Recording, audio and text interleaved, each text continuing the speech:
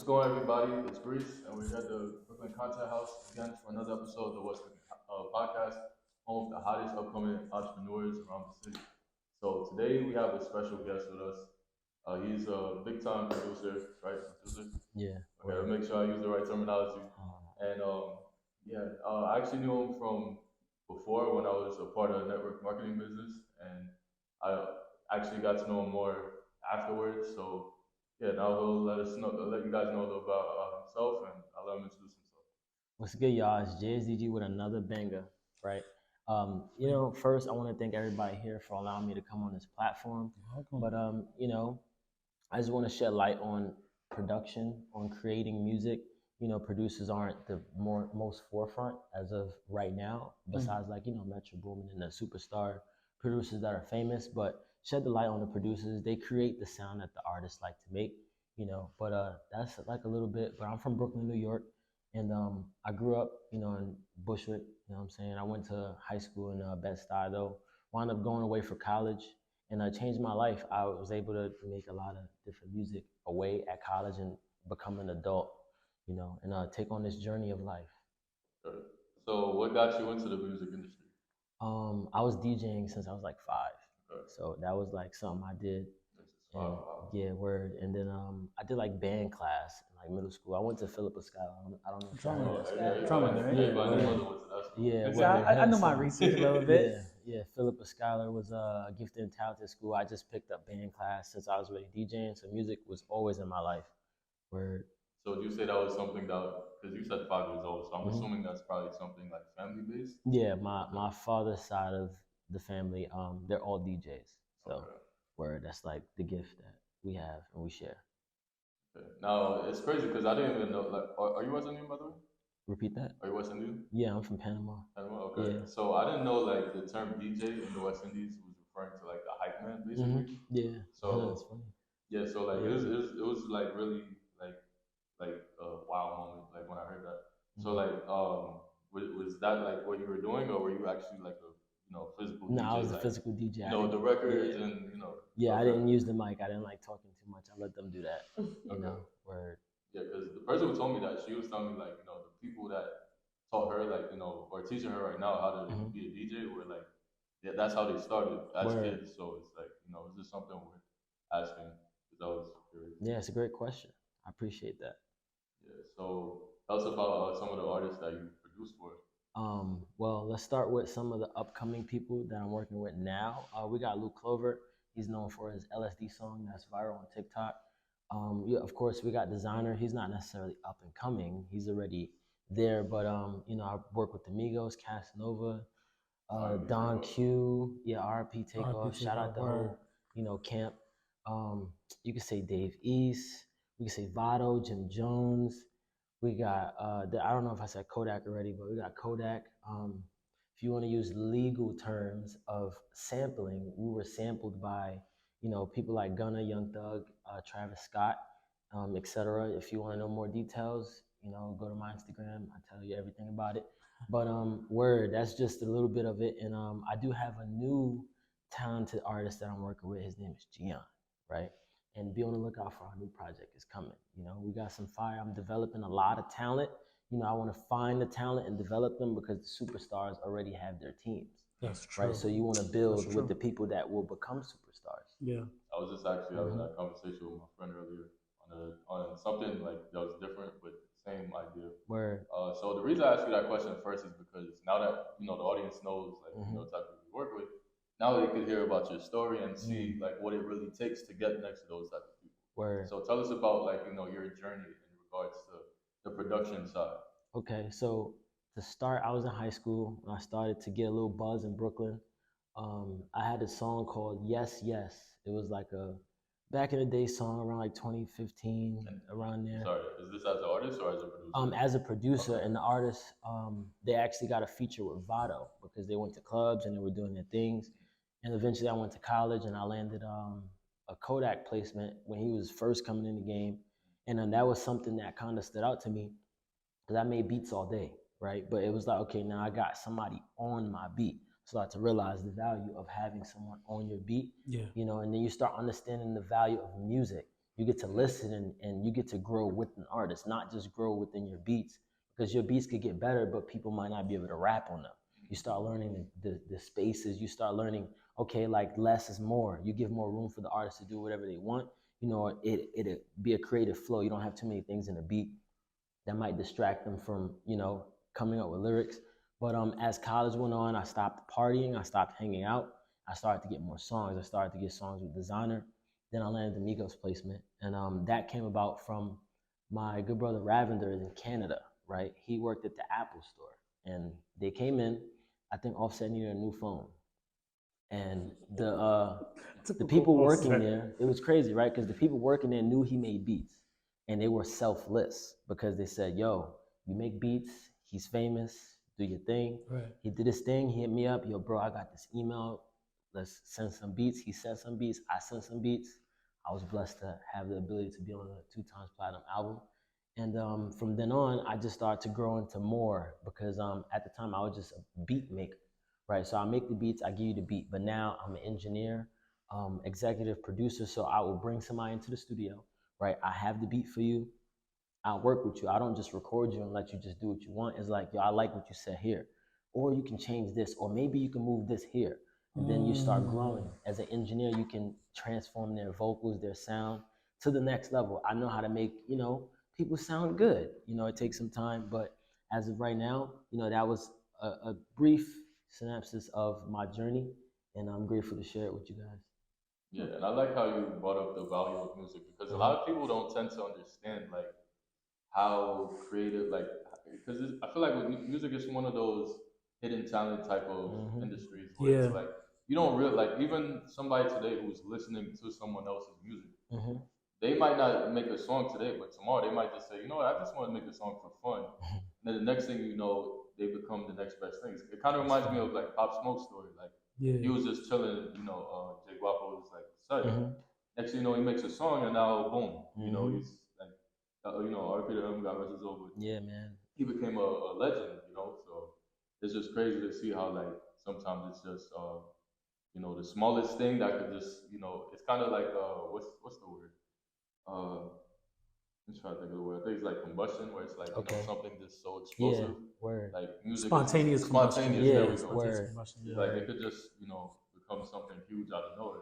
Yeah. Like, yeah, because you could even say that too. Like you know, I don't really like it too much, but the drill music is like, Yeah, for sure. someone might make a song just because they want to disrespect someone. Next thing you know, they're out of here, like, and they got a big, deal. next big thing. Word. Yeah, so my younger self would have loved this conversation because I was a musician at one point in time. Well, you're still a musician. You just haven't tapped back in. You're gonna need your prior self later in life. Yeah. Word. So in regards to music, did you ever try other things? Like, did you try to be like the engineer? Did you try to be an actual artist yourself? Yeah, I've done everything. I got songs. I make the beats. I record vocals. I mix and master.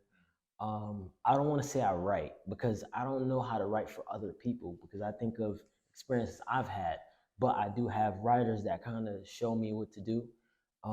And yeah, I've tried damn near everything. The next phase is to like get movies and get syncs and stuff because you know, who wouldn't want to be in Spider-Man? Shout out all the rappers, but Spider-Man, you know, I want to go to movies and my parents, you hear my beat in the back and you know, like that's cool, you know, because it's very unique, you know, but other than that, yeah, I've tried everything, you know. You got to be very valuable in this industry because if you need 5 people in your team to be like great versus there's one person that does everything that everybody does, you can take that one person everywhere versus 5 people.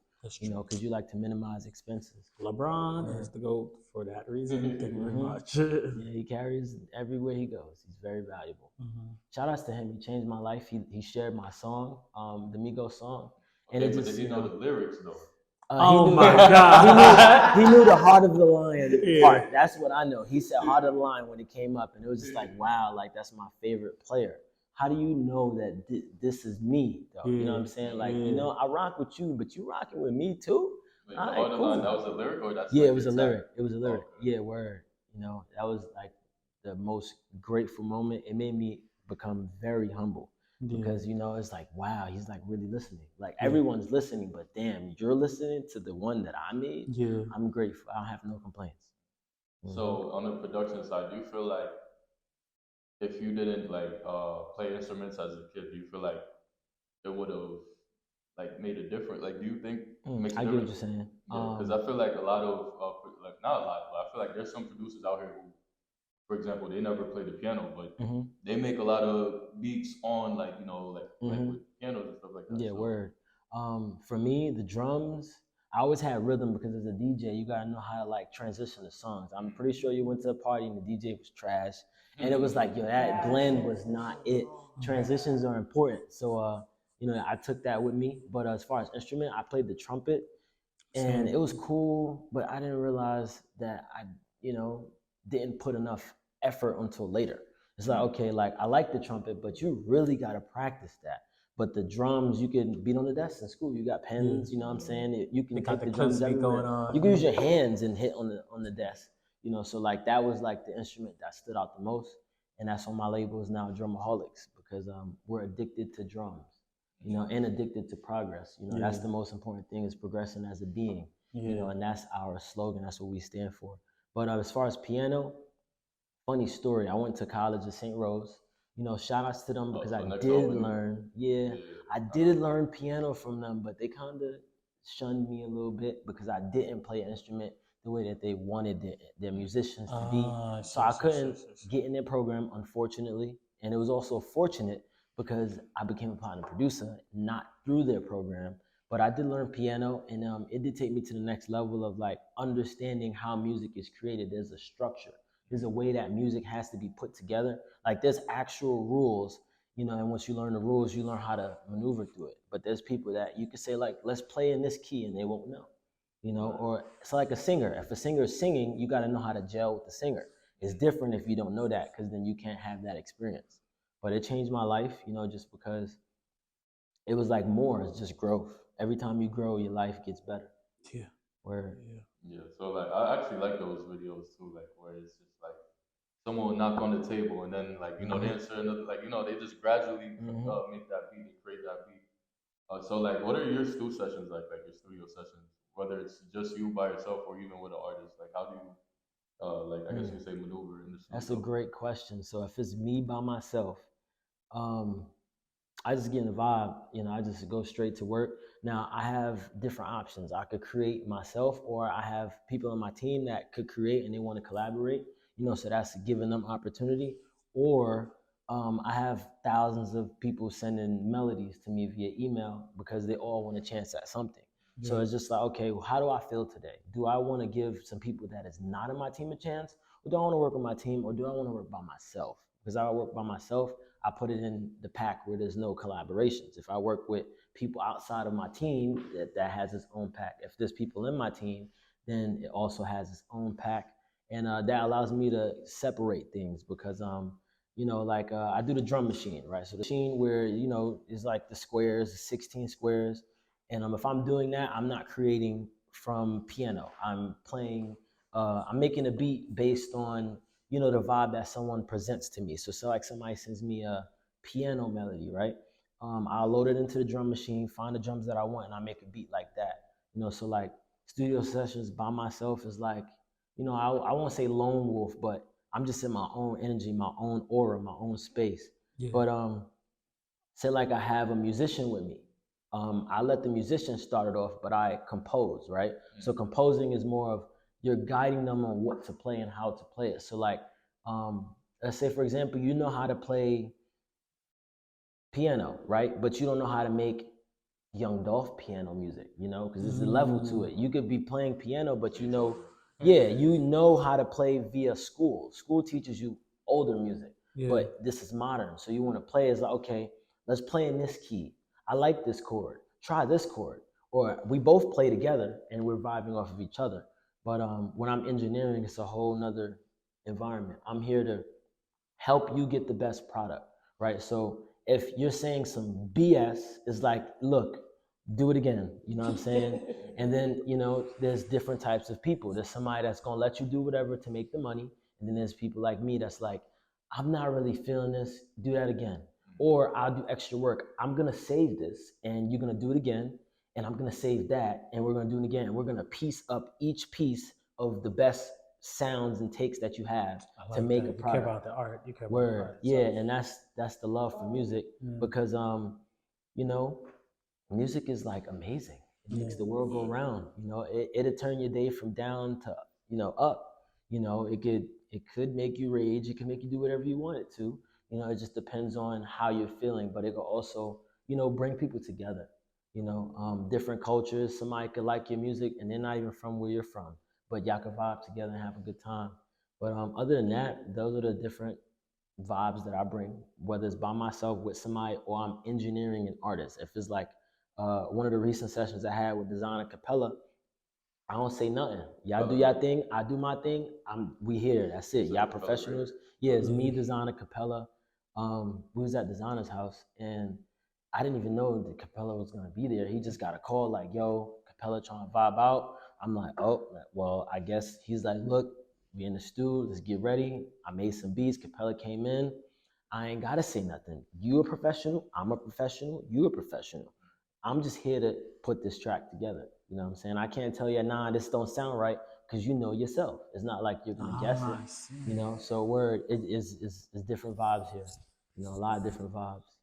So I'm actually surprised I haven't asked any of our guests this question. So what would you say were like your influences in regards to like what you do? Okay, so we got A-Rap music. I don't know if you guys know who that is, but if you ever watch a video, he's just like this. Drums is like crazy. They made that dun dun dun Yeah, dun, like dun, just yeah, like yeah. how he plays it, he performs it. Like he can play like multiple pads with different fingers. And that was like something like, damn. So I got a drum machine because I was like, yo, I feel inspired. I want to learn that, like the rhythm. Like you're a master at rhythm just because you can do this. Like you can look up and just do it. It's natural. I want to say Zaytoven with the drum machine too. Yeah, Zaytoven. I was inspired by a lot of different producers. I can't even just say all the superstars, but we got somebody named Cardiac. I don't know if you know who he is. He made like Meek Mill songs. He made like a lot of J. Cole songs, but like he had like that pain, like it's just like the emotional music. You know what I'm saying? And it was like dope because I'm like, wow. It's like a He's like, he made a lot of different songs.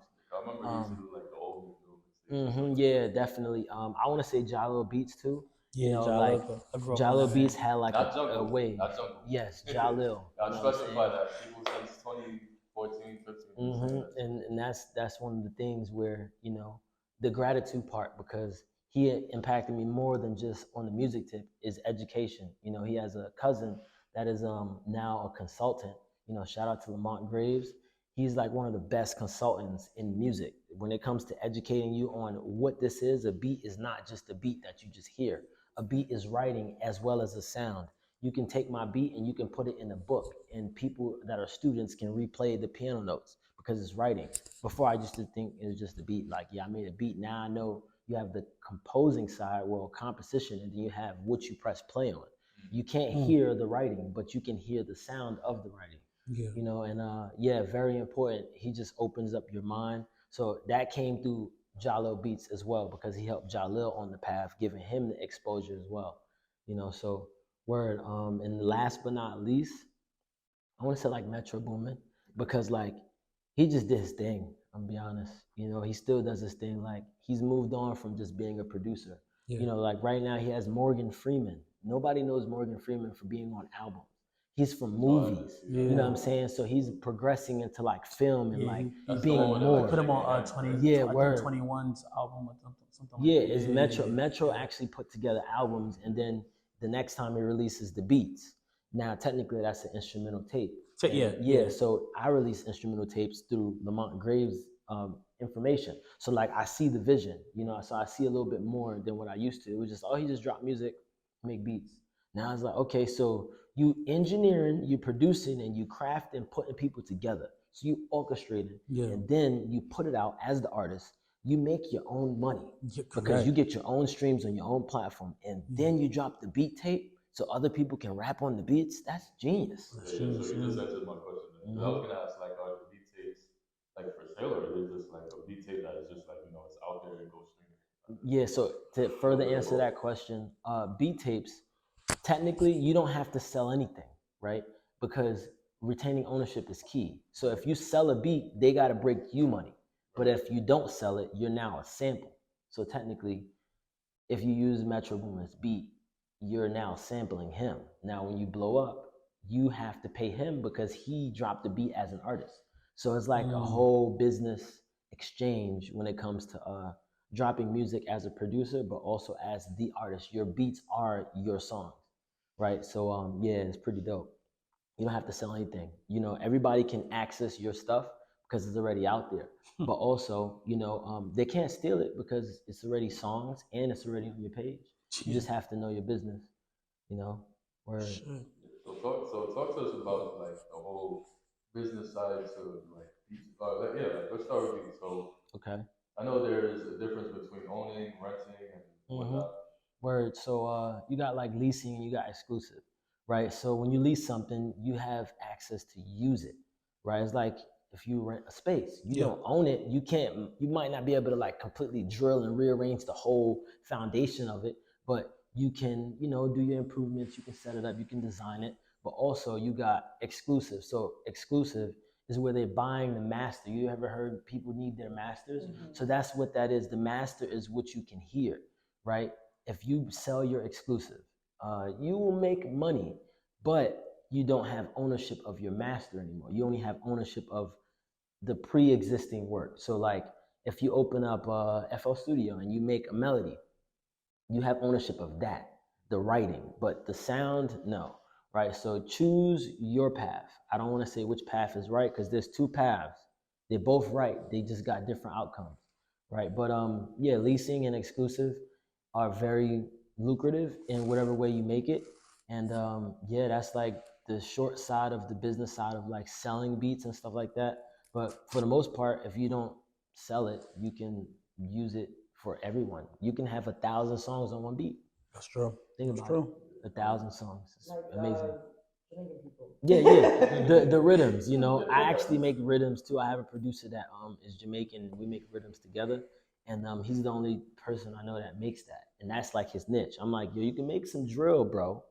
But this is you. You take this over. I don't know anybody else doing it. You know, you don't see Jamaican producers in the forefront, you know, or people making rhythms. You don't have to be Jamaican to make a rhythm, but still you understand the craft.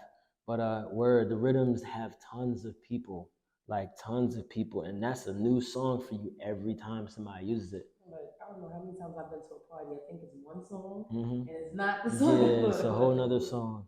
Yeah, I'm actually glad you specified the part with masters because we were just saying with Elite on the last episode. A lot of people like to talk on things, like speak on things that they don't know. Yeah.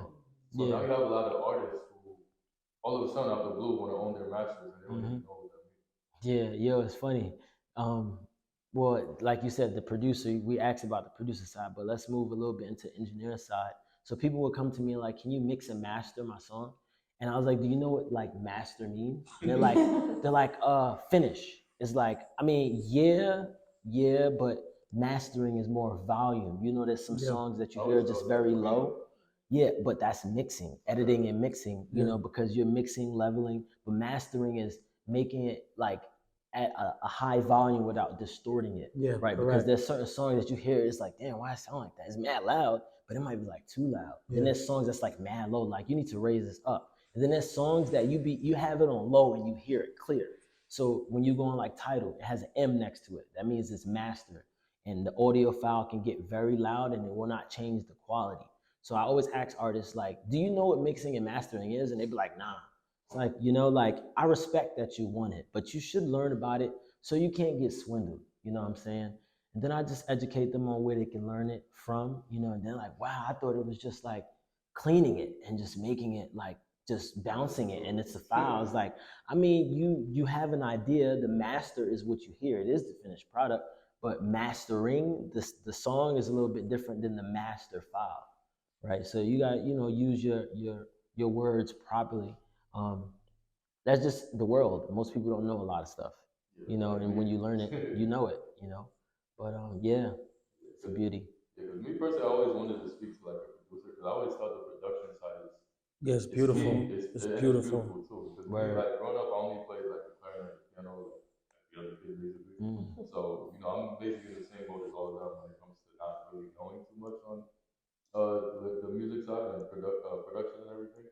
And so Yeah, and I would even like to add. Remember when we had Sauce on podcast? When I was in boarding school, sometimes I'll be responsible for mixing and mastering their song, and he was like, that's why he was like, I used to behave like a P Diddy, like I could rap, I could do the melodies, but then I could also produce and everything. But and that was just when I was a kid. I don't know if I still got it or not, but even Worm, like produced by Worm, that's the guy who made the beats for our show. He's actually a friend of mine from high school. That's fire. And he just got into the game, I think, like about a year ago. And it's like I pick his brain apart all the time when it comes to producing. Because one thing I always tell people is, if I was ever like a billionaire, like first thing I'm doing is start a label.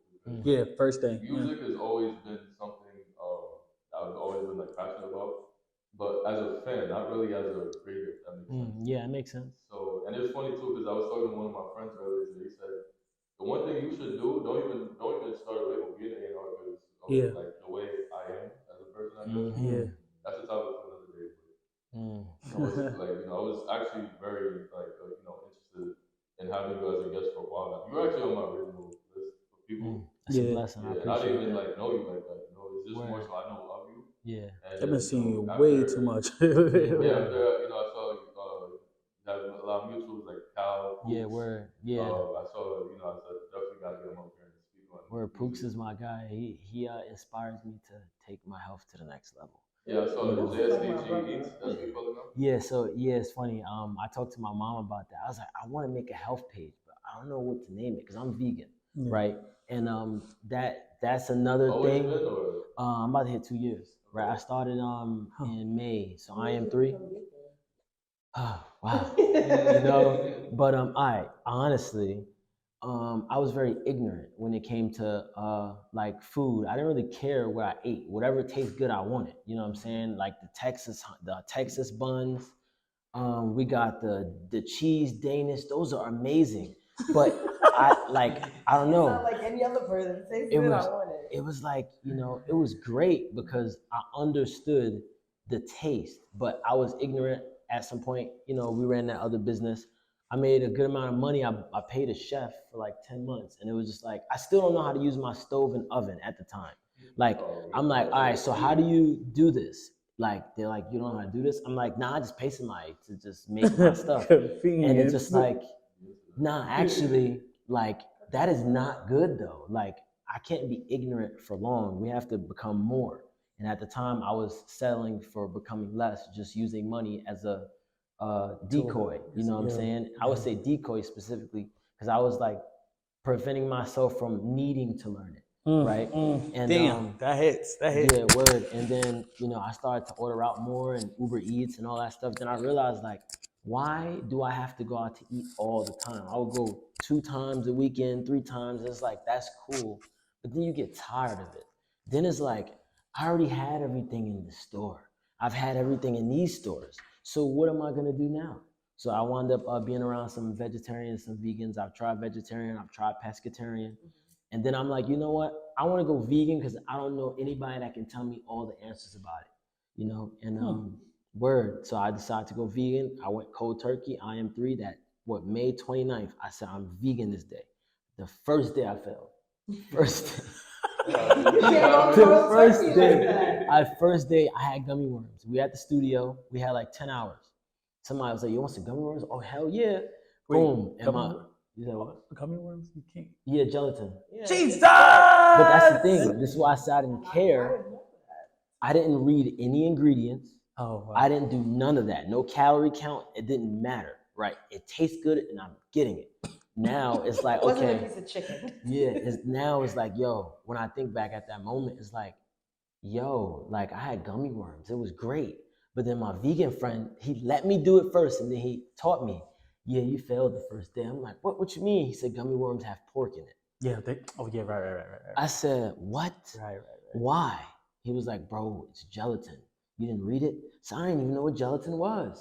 But that's the whole point of I went vegan for, information. I didn't go because the animals, I respect the animals. I look at them as us. They're creations. They have emotions. We just can't read them as well as we read us, right? But yeah, I just was very ignorant. Now I cook vegan meals. I make loaves of bread. I know how to use an oven. Like, what's going on? Like, that's just growth as an individual, I didn't know how to turn on a stove. You know what Charles Barkley would have told you? He told Zion, if it tastes good, put it down.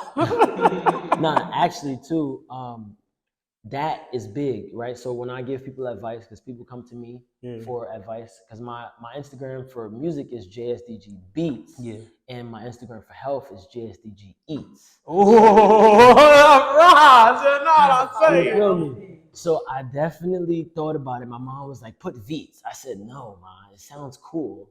But Veets, yeah, vegan eats, I get it. But, I don't know. I just, I don't know. It just felt very simple just to remove the B, right? But it was just one of those growth moments of, I could bring stuff to Thanksgiving now, like I would go to Thanksgiving and just eat. And it's like, they're like, what'd you bring? I ain't bring nothing.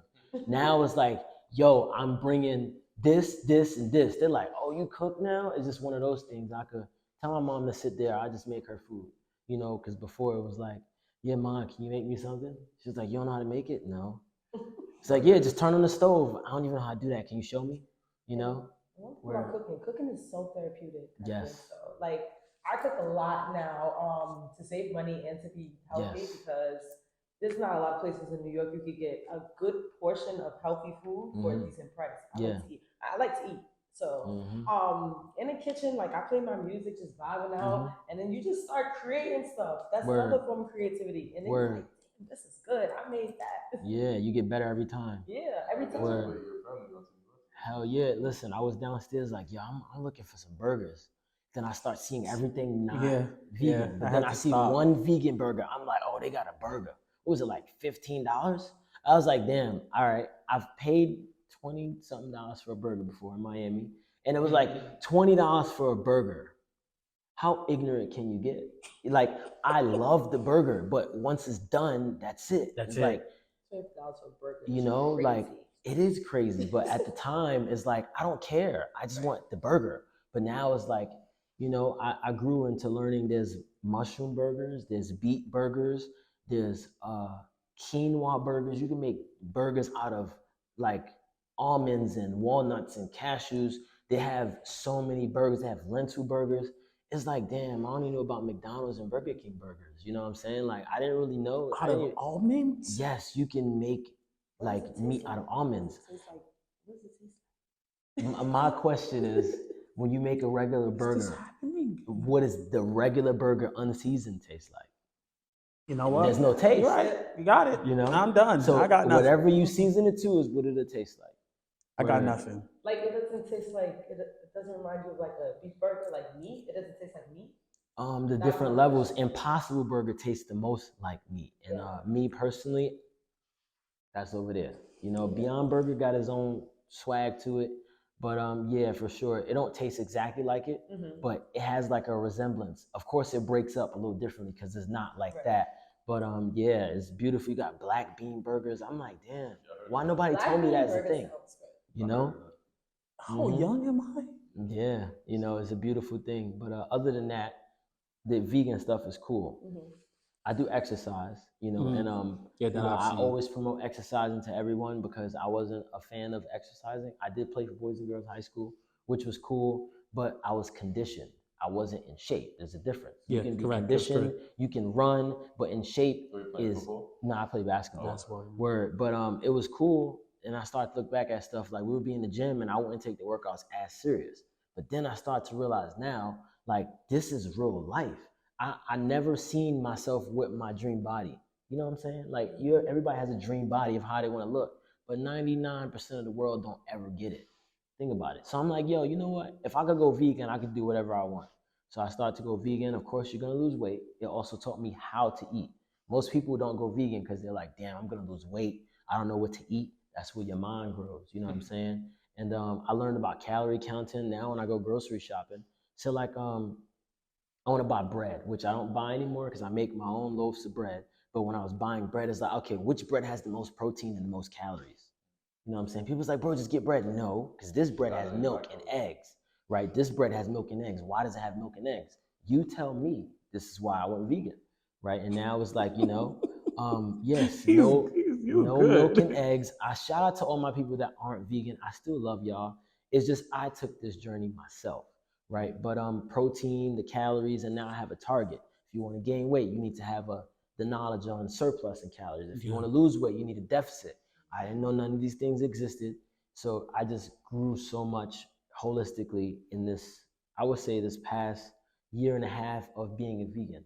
You know, exercising, you go to the gym, you lift weights, it look cool until you can't do pull-ups, right? And then you realize like, damn. That's what Pook told me. You can't pull up your own body weight. That's a problem. Trust me, you know, and that's really, you know, the next level of growing as a human. Because if you think about it, we represent in Drumaholics, you know, we love gorillas. Gorillas are vegetarian. They're very strong beings. They're very intelligent, and you know, they're family oriented. You know, and I took the not eating meat part seriously because they're vegetarian. They still eat other stuff, but vegetarian is powerful, man. Word, and they're very intelligent. Like you kind of see how they orchestrate things. They can get wherever they want. They're strong enough. They can, you know, bench press like 4,000 pounds. And you know what's a misconception with gorillas? Nobody thinks they're that agile either. Yeah, they're very fast, you know. Very fast. You know, and look at their body types. They're like superhuman. They're like Brock Lesnar chasing at you. Exactly, and that's natural, but people forget that they eat a lot. So they're always at a calorie surplus. You know, so like it's just a lot of different things, but everything concludes into one big thing of just progressing, you know, on this earth, because you don't want to stay the same every day, every hour, every second, every year. Imagine you were the same for the past 10 years. Word, you know, word. That was a lot though. I feel really good. I feel honored to be here, for sure. Yeah, so going back to the production side, so when we were scheduling, you were telling me you had to like get back to your team and everything, and then you brought your A&R with you. So are you like signed or anything like that? No, I'm actually very independent. And the reason why is because I stand on what I stand on. You know, I had some offers from different people, and yeah, I respect everyone. You know, my goals that I wrote down, you know, in the past business we did, they said, write your goals, you know, and see it. So I wrote my goals, and my goals didn't say to sign those people. So, you know, I appreciate all the offers and stuff like that, but your time is your time, your path is your path. When everything aligns, it will happen. You know, I like ownership, you know, as well as I like making money. Everybody likes making money, but will you sacrifice your priorities or your morals and your ethics for money? You know, money is, we run on money. The humans do. Everything else in this planet doesn't. The ocean, the sea, they don't care about that. Only we do. You know, so people just get bought. I don't like being bought. You know what I'm saying? I understand you can make it, just provide value to people. So yeah, I'm not signed. Being signed is cool. You know, I do have an admin, which collects money for me when I get songs. But as far as like signed to a label, everything has been done independently. Yeah, because the reason I ask is because like most of the time, independent artists really take that independent part too seriously. So when you said a team, I'm thinking like, I'm thinking you could talk like 10, 20 people, you know? I have a label, you know, my guys, A&R, funny story, we met in an Uber, and yes. Classic story. All right, so I ran a call back in the prior business, right, where I taught you how to talk to Uber drivers and help them trade, and since I'm not in that business, I'm like, I got beats on Apple Music, and I know Uber drivers like to play music, so what if somebody plays my beats? There's no curses, you know, you can give it a try. And then, yeah, he just took it to the next level. And it became life-changing for everyone, including us. You know, even the people, they just love the music. You know, like you can give them, you know, like a wow moment. Like, you know, they're on their way to work and they hear something fire, they just pumped. You know, like, yo, that was good.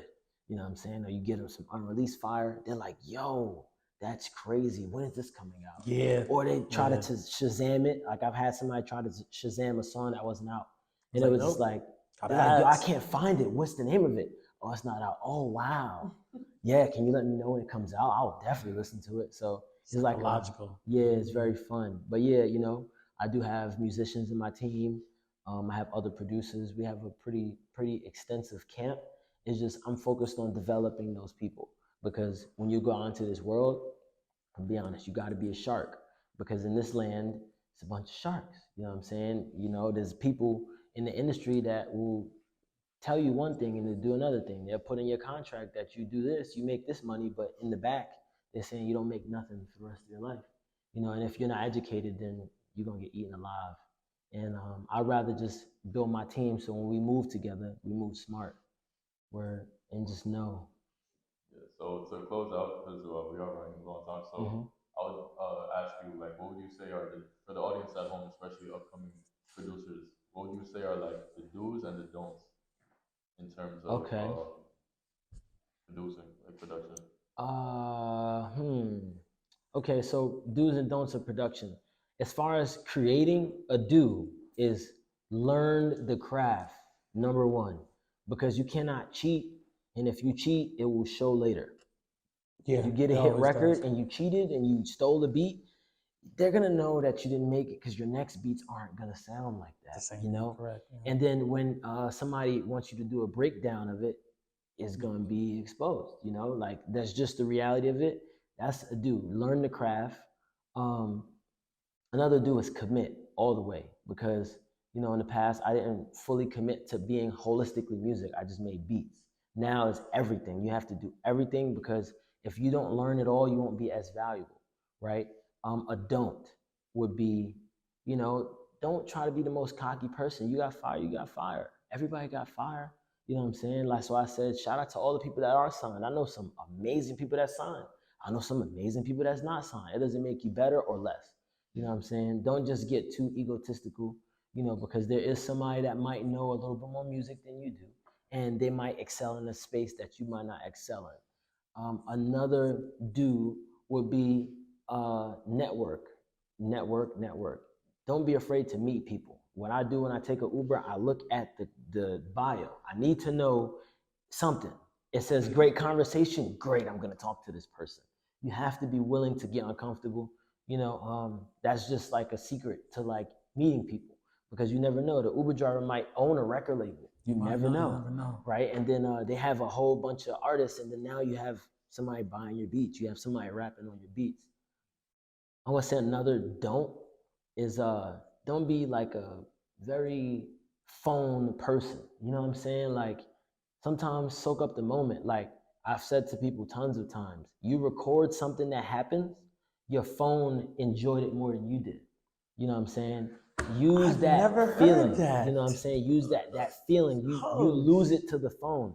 You have an internal storage. Your phone has a storage too. You get what I'm saying? But like when you think about it, if you at a party, a concert, and you stuck recording everything, embrace the really concert. Word is like, yo, you remember when he did this? All right, you look at the video like, yeah, I remember that now, but it's different when you feel it. You know what I'm saying? Like, don't be the person that wants to record everything. Of course, get your photos, get your pictures. You need memories, but some people just sit there and they like this all day. Don't walk up to no celebrities and put the flash in their face. That is not it. They're humans just like you are. You know, and it's always good to be happy, you know, be excited, but there's like boundaries, there's like limits. You got to know the limit, you know, and don't try to be too cool. Be yourself. If they're not rocking with you, there's tons of people that do music. You don't have to sacrifice, you know, who you are to be around people that's not really accepting you. You know what I'm saying? Because somebody accepts you because you're trying to be down versus you trying to be yourself. I'd rather be myself. If I'm vegan and I'm in a studio session and they joking on vegans, it's okay. It's fine. I love what I am and how I am. It's all good. You know, you don't have to do what I do. I just let them know transparently. You know, I support you. Just support me the same way I support you. You know, don't tear the community down either because somebody will say someone's beat is trash. I never say someone's beat is trash because you're at your own point. You know, a beat might not be for a rapper. It might be for a movie. It might be for a jingle. You know what I'm saying? Expand your mind. But that's really about it. The do's and don'ts. Remember those. Where yes, you see how valuable that is? Very valuable. And that person, that might be his niche. Word. You know what I'm saying? I feel like my mind just went. Yeah. Word. And this is just, you know, is ongoing, but we, you know, for the sake of time. You know, I love this. This is my passion. I love it. I definitely appreciate having you out here. And let everybody know where they can find you. Well, you can find me on Instagram at J as in Joe, S as in Snow, D as in Dog, G as in Go, Beats as in headphones. If you want to get tapped in with some health, just take out the B and it's JSDGeats. If you want to hear music, I am on all platforms. I have about 90 instrumentals up. Just search J as in Joe, S as in Snow, D as in Dog, G as in Go, JSDG. You can find it. You want to work, you know, go to the link in my bio. You can hit up my A&R if you didn't get in contact with me yet. and let's make this music. You know what I'm saying? Word. So you see what's good with JSDGBeats. I'm Breeze, Taylor, Mike. Yes, sir.